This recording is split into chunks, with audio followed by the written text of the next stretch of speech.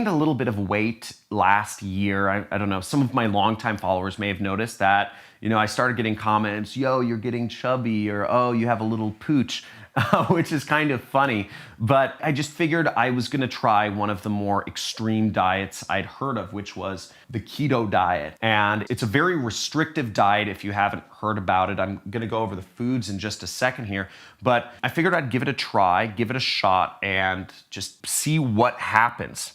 Now, if you don't know what the keto diet is, I kind of put what the good foods you can eat and the stuff you really can't eat on the keto diet on this board. So the way the keto diet works is you eat a lot of fats, okay? The diet is supposed to be, I think, 70% fats, 20% protein, 10% carbs, or something like that. But really, it's just a lot of fats right here. To really do this is you eat a lot of meats, a lot of nuts, and a lot of veggies, okay? Veggies such as, I don't know if avocado's a veggie, but veggies don't have a lot of anything in them, so they're generally fine to eat, but meat, nuts, and veggies. Whereas the stuff you can't eat on the keto diet, carbs.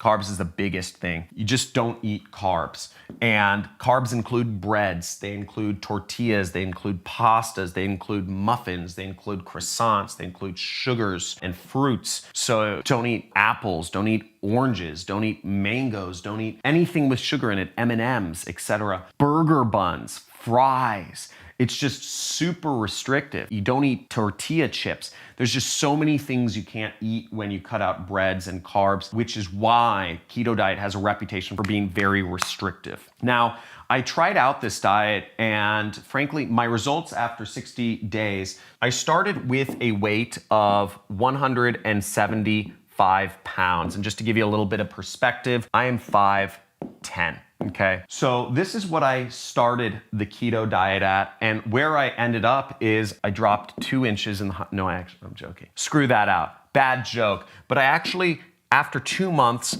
I got down to 160 pounds. So 2 months or 60 days on the keto diet, I lost 15 pounds, which is actually quite incredible. And I'm gonna go over the pros and the cons, and I'll be going over whether I'm continuing the keto diet towards the end of the video.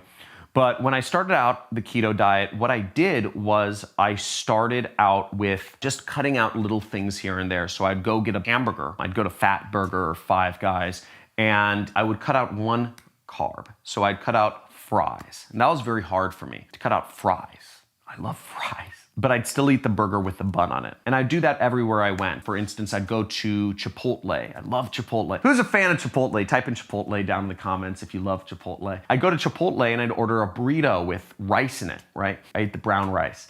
And I'd cut out the rice, because rice is a carb. And slowly but surely, I started cutting out things, and that was the first week. Then the second week, what I did was I cut out the tortilla. So I'd just have a burrito bowl. Or I'd go to get a burger and I'd just have a burger on a bed of lettuce, what's called protein style. So I'm just having burger and lettuce leaves on top and bottom. It took me 2 weeks to really get into the diet where I was just totally cut off, and where I actually was in what's called ketosis. What being in ketosis means that your body is actually burning fats for fuel rather than burning carbs for fuel. Now, what you need to know about getting into ketosis is how the body works, how the body fuels itself for energy. So the first thing the body uses, and again, I'm no like scientist or whatever, but basically the first thing your body uses for energy is carbs, okay? So if you eat a lot of carbs, and this is what athletes do, they'll eat a ton of carbs because carbs provide a lot of energy, but they provide energy bursts, and then they also provide downs. So your body uses carbs for energy and stores the fat, stores the protein. But when you cut out carbs out of the equation, like the keto diet where you're eating barely any carbs, the keto diet, it's recommended you eat less than 40 grams of carbs per day, okay? Just to give you an idea, that's 1 soda, okay? 1 can of Coca-Cola contains 40 grams of sugars in it. So you can't even have a whole Coca-Cola. So your body starts burning fats for energy then. It's called ketosis, and you can actually measure this. You can take a blood sample or you can pee on a strip to tell if your body is burning fats for energy or burning carbs for energy. if you cut out carbs and you cut out fats, what your body would burn for energy is proteins. That's how people shrivel up and die. That's when people look emaciated, where literally their muscles start just being melted off of them because their body is getting no nutrition, right? So you gotta focus on fats and you get in this state called ketosis. So this is called the Google Jamboard. It's a new thing I've been using instead of a whiteboard. So let me know if you like it. Jamboard good, Jamboard bad. Let me know in the comments below. So I liken the amount of energy you get on carbs to being kind of a series of ups and downs. You eat carbs and you get tired, but then you get more energy. So it's kind of an up and down cycle. Whereas when you're burning fats for energy,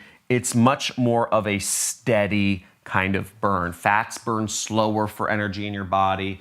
And I just felt more energy throughout the day. I didn't feel like I was, getting lethargic after I ate a big burger. Then I was happy. Fats, they just keep you fuller. They keep you feeling fuller. They burn slower. You don't have to eat as often throughout the day. So I really like being on fats.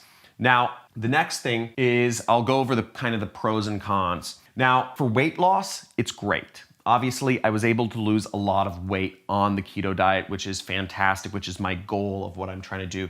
It's also great for focus because of the way that fats burn, and because fats are what fuels the brain. Burning fats has just helped my focus, it's helped my mental energy, and my overall physical energy as well, because I'm going through less dips throughout the day. Another reason it helps focus is because it's a restricted diet. I have less things less variables to worry about. Instead of waking up each morning and thinking, ooh, where am I gonna eat for lunch? Do I want Chinese food? Do I want orange chicken? Do I want a burrito? Do I want this? Now, if I go to Mexican food, I'm eating fajitas, okay? If I go to American food, I'm getting like meatloaf or something.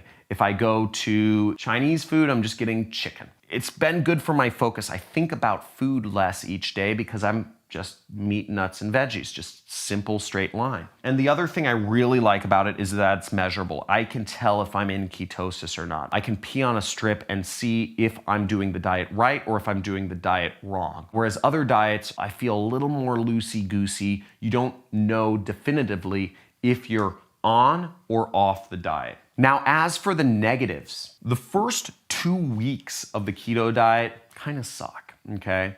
Going through a couple days of what is called the keto flu just makes you feel lethargic, okay? It just wasn't fun, just being super lethargic for seemingly no reason.